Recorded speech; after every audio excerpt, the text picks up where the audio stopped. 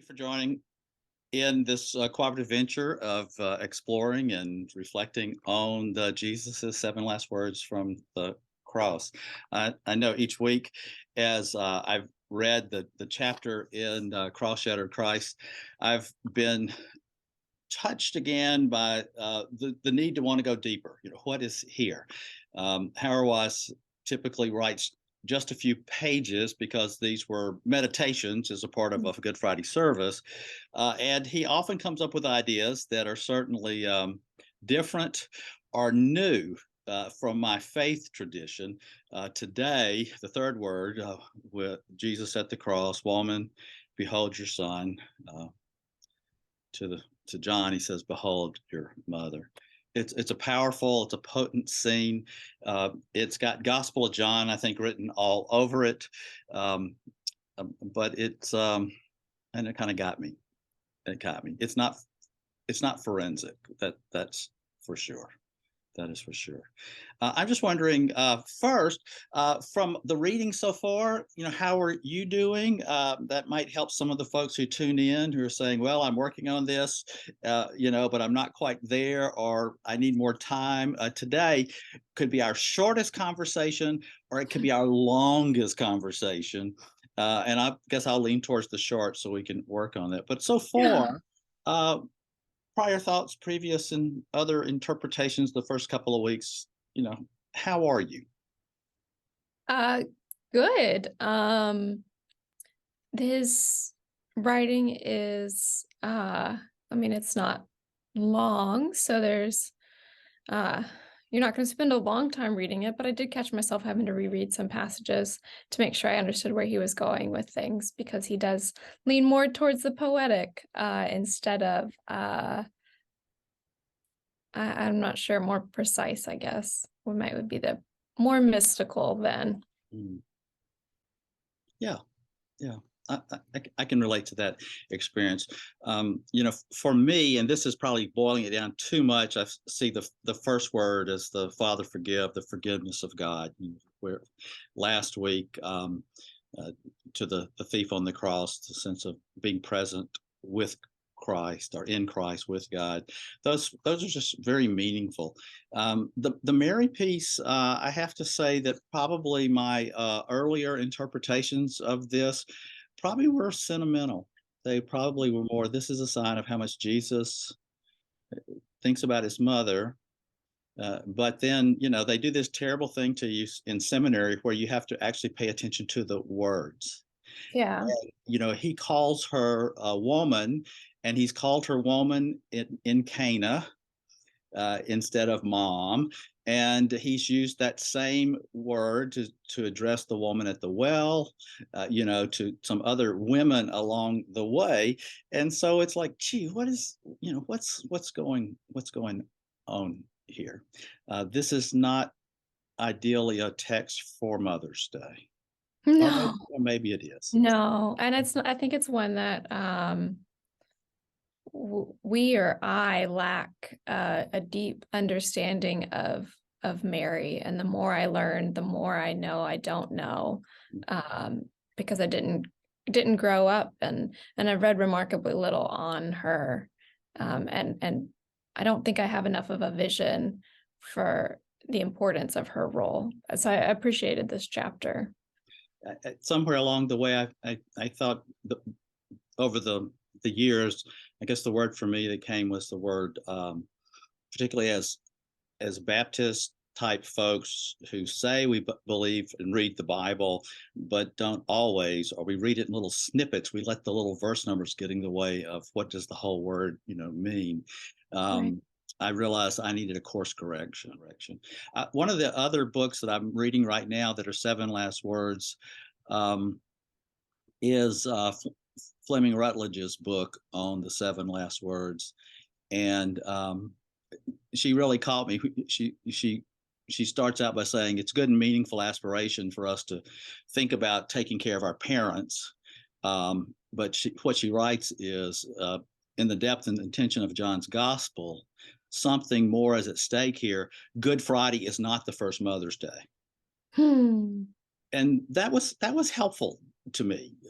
What is it that what is it that Jesus is doing? How did you experience or see Jesus's words in their meaning for you? So today that we are filming it, but this is kind of a nameless day, is the feast of Perpetua and Yes. Felicitas. Yes. And reading that, just as I've been thinking about the martyrdom of Perpetua and Felicitas. And for those who don't know, Perpetua was one of the first early martyrs that it's written about, and you can Google her. I think around 205. And a part of her story and her martyrdom is that she leaves her young child with her father. And I imagine the child to be about a toddler's age, which is the age of my son. And Felicitas, her slave, also is also killed, and she gives birth right beforehand. And I've just been thinking about that today of the sacrifice Yes. of Perpetua and Felicitas and of Mary. So that imagery's been sticking with me, and I don't quite know what to make of that Mhm. as a mom who would Mhm. do anything for Basil. Yeah. And I don't know that giving of yourself. I've been thinking about it today, and I see a bit of Jesus calling Mary to give of herself in the same way that Perpetua and Felicitas do. This Mary who's going to end up at the cross and then in the upper room. Yeah, yeah. How can this experience maybe play out, or what might happen within our churches if somehow we had a different sense of perhaps who Mary is? But also, I picked up on the one of the lines that Hauerwas uses where he says, "Mary is the firstborn of the new creation," which I see him. Jesus is not saying Mary as my mother is not important, but Jesus is reminding us something's going on here that's so hugely more important than our temporal experiences and relationships. I have an image on my wall that, if you will bear with me, I will go Yes, grab. please. Ethan and I have stolen a practice from a clergy friend of getting an icon every year as a reminder of our ordination. And admittedly, I still need to buy this year's, but trying to pick something that's really meaningful. The idea of Mary as the firstborn of new creation.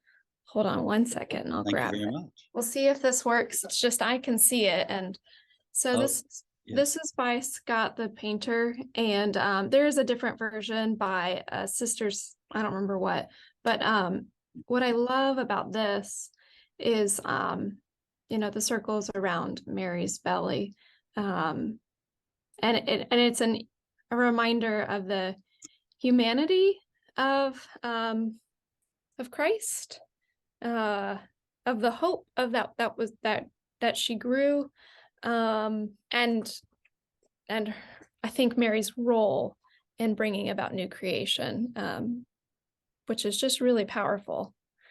I think it reminds us, so I got that one while I was pregnant, and I think it reminds me that how much God cares for our bodies, for these functions that we do that I think for so long have been ignored by the church, but God does truly care and love these things and call these things good, things like pregnancy and aging and all of that. Yes. How can Mary help us be better or more whole as the church? Oh, to me, Mary is a reminder of our physicality, and that is not something that is unique to women, because we all do get old and our knees do creak and our eyes do go. It's something that is more universal, and I think her becoming the vessel for Christ And she's just such a reminder of Christ's human nature. As you know, he goes missing in the temple and she has to go find him. Like, that's such a relatable thing. To me, she's a reminder that God cares when I'm in pain in a very real way. Thank you. I think I needed to hear that more than I knew. Thank you, Caitlin. Thank you. And thank you.